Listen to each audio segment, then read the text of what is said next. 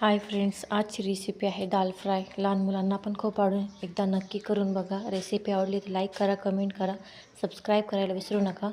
इकडं मी अर्धी वाटी डाळ घेतली आहे. ही मसूरची डाळ आहे. याला 2 पाण्याने धुवून घेतली आहे आणि अर्धा तास भिजायला ठेवली होती. कढईमध्ये डाळ टाकून घेऊया आपण. अर्धा चमचा मीठ, अर्धी चमचा हळद टाकून आणि 1 तांब्या पाणी टाकून याला शिजायला ठेवून देऊया. इकडं मी 2 टोमॅटो घेतले आहे बारीक चिरून, कांदा घेतला आहे, आलं लसूण मी किसून घेतले आहे. इकडं दालचिनी, काळी मिरी, लवंग आणि शहाजिरा आणि तमालपत्र घेतले आहे. गॅसवर मी तेल ठेवलं आहे. कढईमध्ये तेल गरम झालं आहे. खडे मसाले याच्यात टाकून दिले आहे. आलं लसूण पण टाकून दिले आहे. फ्राय करून घेतले आहे. कांदा मी फ्राय करून घेत आहे. छान लालसर झाला आहे. त्यामध्ये टोमॅटो टाकून घेत आहे. थोडंसं मीठ टाकून याला शिजायला ठेवून देऊया आपण. टोमॅटो चांगला शिजला आहे.